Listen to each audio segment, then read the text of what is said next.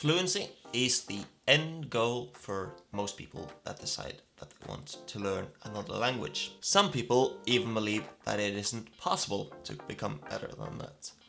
But I've seen enough video proof of people that have progressed way beyond that point with both their English and even their Norwegian. If you're new here, then hi, my name is Nek, and I've been studying Portuguese for the last 7 years. I've reached a level of fluency, and I'm working on improving even more using the tips that I mentioned in this video, while also studying French.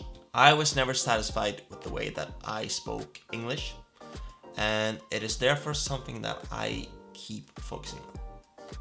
At this point, I feel like I'm ready to do the same thing with my Portuguese.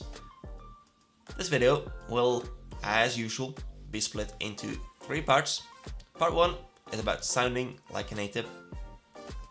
Part 2 is the grammar. And part 3 is about getting the right vocabulary. So, sounding like a native. I'm sure that you've met foreigners that have had to learn your language, and they've had sounds that you think are really easy to make and pronounce that they just can't.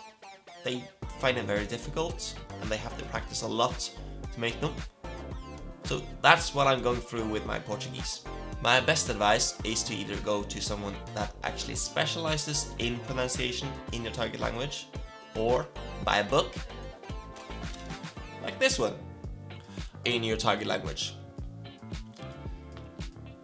This book actually has explanations of how to do these things. It shows you where to place your tongue in your mouth. It shows you how to form your mouth. And most native speakers, they'll be able to tell that there is something off about the way that you're speaking, but they probably won't be able to explain what it actually is. So that's why you need someone that actually specializes in looking for those things. Or you need a book. If you don't want to invest in something that is actually quite expensive, which I completely understand, like a speaking coach, then you really have no other option than just spending a bunch of time studying how to make the sounds for yourself. And this book, it's a lot quicker than having to look everything up yourself. So I would suggest finding something like that. Now, I struggle with articulating clearly. That gives me an accent that I would like to get rid of. The thing that I was taught while getting my degree at university, and was recently reminded of, is that you should be mimicking what you actually want to sound like, to the point where you're over-exaggerating the way that you speak. It is going to feel weird in the beginning, but trust me, you always think it sounds even more over-exaggerated than it actually does. So back when I was doing my first year of English at the university, this is the story. We had this teacher that was actually from Brazil. This was sadly before I got to the level where I could use the language that well. And with courses and such all being in English, I didn't really find a lot of opportunities to practice. But there is a point to the story other than you having to listen to me make excuses for myself. You see, this teacher had been living in Norway for several years and even had a C2 certification, which meant that she was licensed to translate documents between Norwegian and Portuguese, like official documents like passports and such. So naturally, when we learned that, we figured, okay, she's fluent in Norwegian. That's a fair assumption, which she was, but she was also fluent in English, and she still spoke that with a bit of an accent. So everyone figured that she would be speaking Norwegian with an accent as well. But we were completely wrong. Now, if you know anything about Norwegian geography, you'll know that Stavanger is quite far south in country, and that was where I got my degree. They have a very distinct dialect that I sadly can't replicate at all. But what we all didn't know was that before she was able to move to Norway permanently, she had worked 2 years as an au pair. That's a day mom or day dad from another country that stays with the family and takes care of the kids and the chores while the parents are working. It's something that people do to travel cheaply. You get to spend 2 years in a foreign country with all of your expenses paid, and you get a small salary as well. So she had done that for 2 years, but she hadn't stayed in Stavanger for those years. No, she had stayed up in Finnmark, which is way up north, and they have a completely different dialect compared to the dialect from Stavanger. It's so different that if most foreigners heard the two dialects, they wouldn't even think that they were speaking the same language. So imagine our surprise when she received a call from her school where her daughter went, and we heard her switch over completely, and she sounded exactly like the people that had lived in Finnmark the majority of their lives did. There was not a hint of an accent in her Norwegian, and if I had been speaking with her over the phone, then I'm convinced that I would have believed she was Norwegian.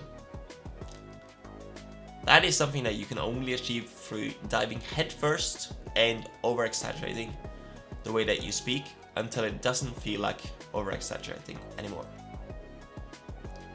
One piece of advice that I saw recently was for you to record yourself speaking and then look it back. And even with English, where I feel confident that I don't have that much of an accent, I am noticing a bunch of things that I can improve on. I don't need you all to suddenly become YouTubers. Although, if you do end up making something, then hit me up on Instagram and I will want to have a look at it.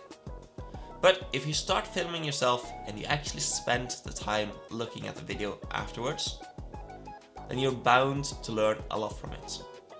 You need to be aware that if you're learning a language, that a lot of the people around you also know how to speak, then they are going to realize that you start to sound very different, and some people don't like that at all. My advice to you is to determine if their criticism is actually valid, like you're doing it wrong, or they just don't like the fact that you sound different. I don't really care if the Brazilian people in my life don't like the fact that I'm working towards getting rid of my cute accent. My goal is to sound as Brazilian as possible, and I'm not going to do that if my accent doesn't fit. Can I change my appearance to look Brazilian? No, of course not. But my long-standing goal is to be able to fool an actual Brazilian into thinking that I'm also Brazilian over a phone call. Although it might take so long that we're not doing phone calls anymore. Who knows, right? Hi there.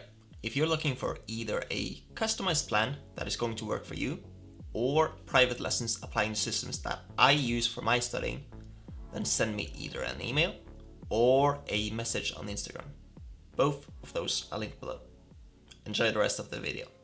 I mentioned that part 2 would be on grammar, and for me, there are some mistakes that I just don't know are mistakes, because I'm now getting to the point where it kind of feels like I haven't studied enough grammar.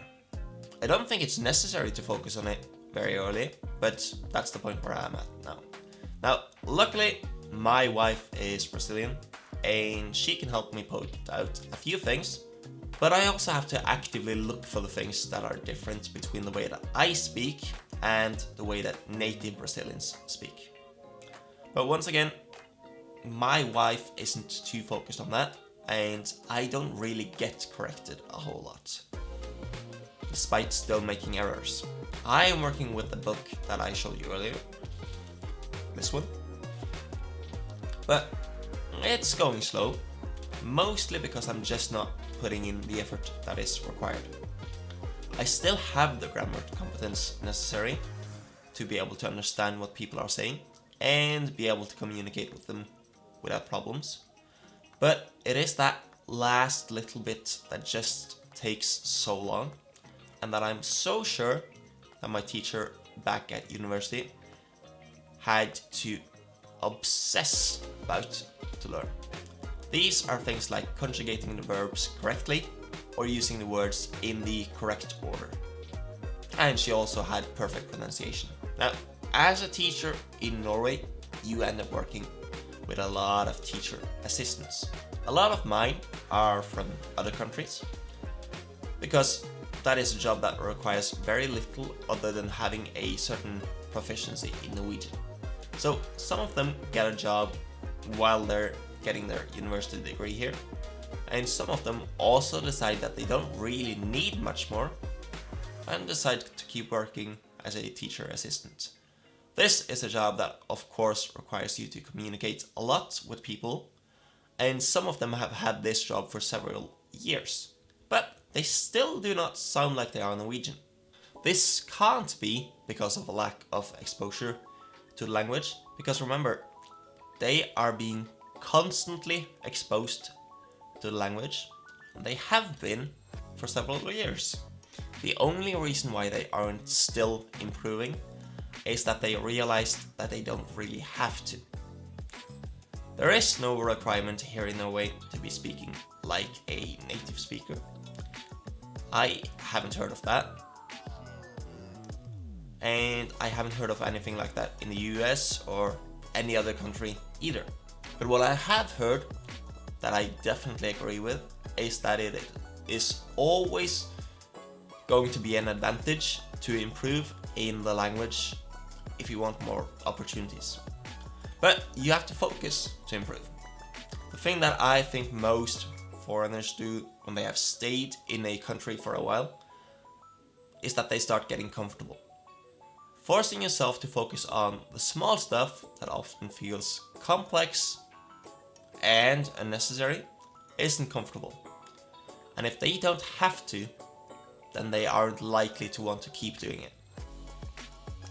These are, as I said, small things that are difficult to notice unless you force yourself to pay attention, but they often make a massive difference in how proficient the people around you perceive you to be.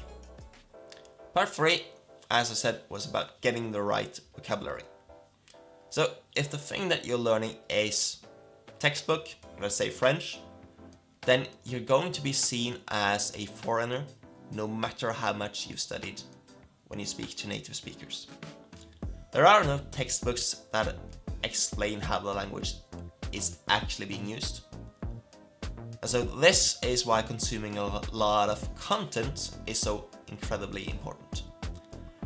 I am fully convinced that if I had just not made the excuses that I did for myself back in university, the semester that I had the teacher from Brazil, that she could have helped me pick up the language in a way that Duolingo, which I was using at the time, was never going to be teaching me.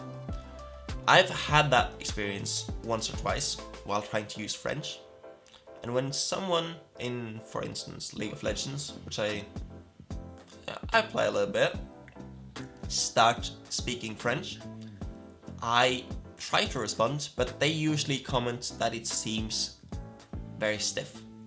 I've learned enough French to be able to tell that I'm technically speaking correct, at least some of the time, but it still sounds weird to them.